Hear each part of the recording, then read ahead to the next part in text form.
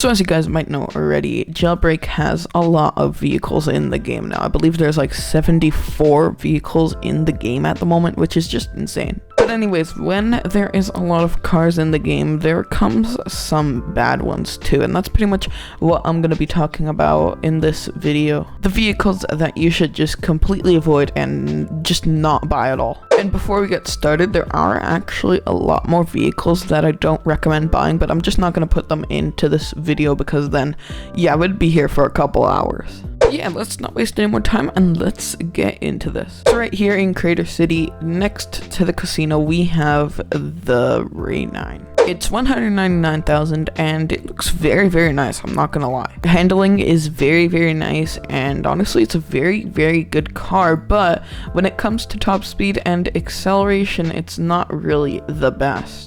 And you want to know why that is? Well, it's $1,000 less than the Ferrari, and it's way slower than the Ferrari, let's just say that. So the Ray 9 here, it caps out at 175 miles per hour, and the Ferrari, which is literally $100,000 more, caps out at, I believe, 220 miles per hour, which is just insane for a $1,000 difference. And the Ray 9 here, it only spawns in one location, while the Ferrari, it spawns in 3 locations. So the Ferrari is much more accessible to players that play Jailbreak. The Ferrari also just looks much better in my opinion, and also handles a lot better too. So it's just way better. Like, just in general, the Ferrari here is just much better of an option than the Ray 9, just because it's much faster, handles better, accelerates a little bit worse, but I mean, top speed makes up for it because it's much better than the Ray 9. And yeah, for literally $1,000 more, this is a really good vehicle, and I definitely recommend getting this over the Ray 9.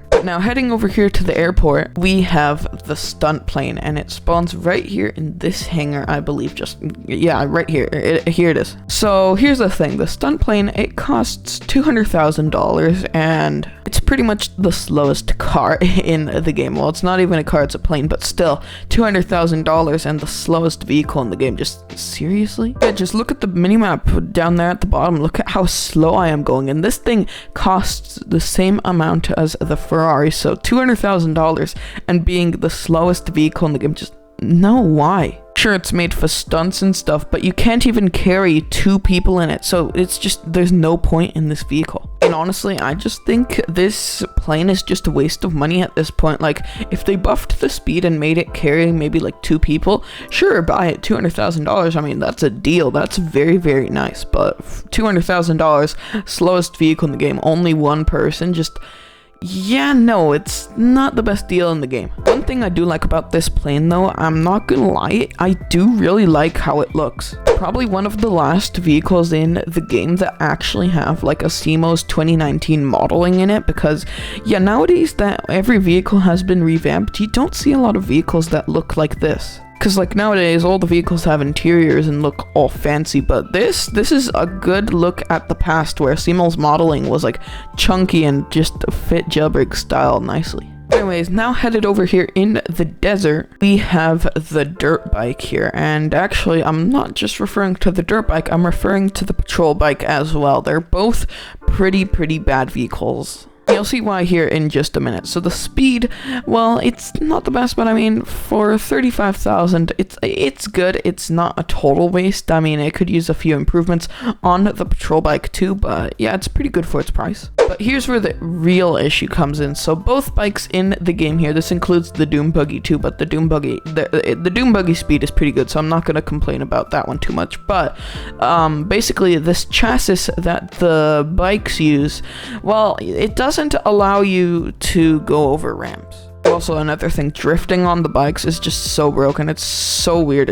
It's just flinging you around. Like, just look at this. So just why do you need drifting? Okay, but anyways, let's go over this ramp and just look at this. It just pulls me straight back to the ground. And let me do that ramp again with rocket fuel.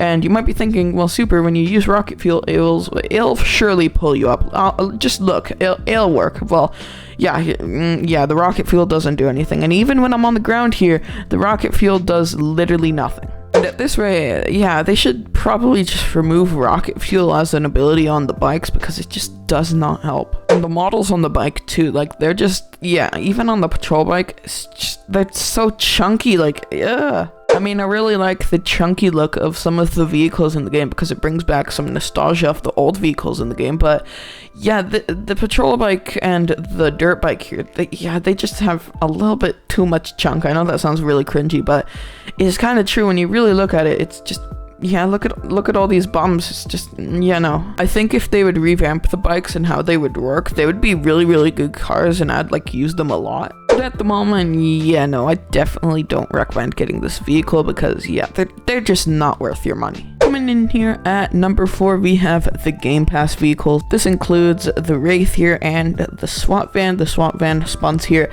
at the police station here by the prison, and the Wraith spawns at the criminal bases. So the main reason these vehicles are on this list is just the amount of Robux you have to play for the vehicles. I said play, I meant pay, but anyways, the main reason people buy these vehicles is because they want to get the minigun, but little do they know, the minigun is probably the worst part of the vehicle. Alright, so here's my ult count, and yeah, no, the damage, no. It might seem like the damage is pretty good, but like once they're far enough away, it's super hard to hit them because just look at how much your camera shakes with it.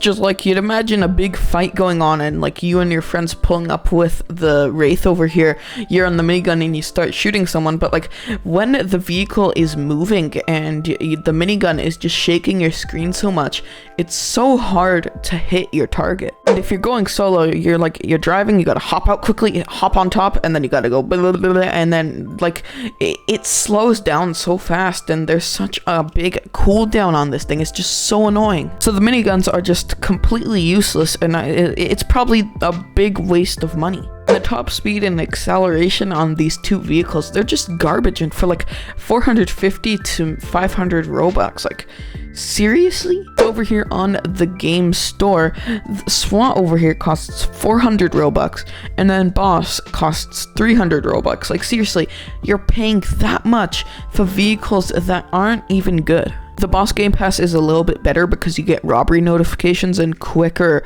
robbery marker updates. But the SWAT Game Pass, it deserves to be at like 250 Robux. Like, let me just go see the perks of this thing. Okay, so you make 20% more money, so that's pretty good. But new clothing, yeah, that's useless. Machine gun, I already said, pretty useless.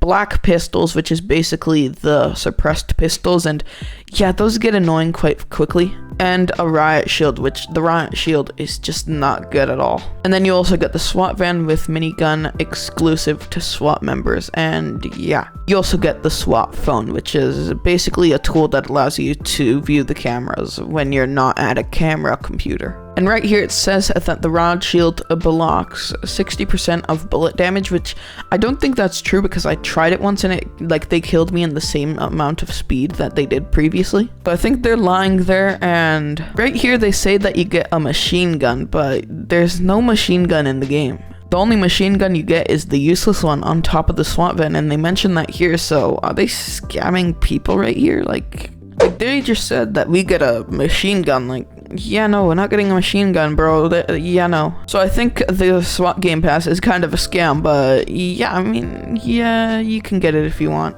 Yeah, I still recommend not getting these game passes if you're just going for the vehicles. Like, I mean, if you want the vehicles super badly, just go ahead, but otherwise, don't really get the game passes. They're just not worth it. Especially if you're trying to get the SWAT van. I mean, yeah, no, just avoid it at all costs. It's probably more of a waste of Robux than a good use of Robux. Like, I mean, if you're getting the SWAT game pass, then no, don't do it. But if you're getting the Boss game pass, yeah, go ahead. Robbery notifications, that's very, very helpful. Coming in here at number 5, we have the ATV. So the ATV here, it costs $50,000 and spawns here at this train station. And before you buy it, it seems like it's gonna be a pretty good vehicle, but it's probably the complete opposite. Because as you guys can see at the bottom of my screen, the cap speed on this thing at level 1 engine is literally just 50 miles per hour. And for $50,000, yeah, that's probably the worst I've seen so far. So you can buy the ATV here, which is literally slow as heck and completely useless. And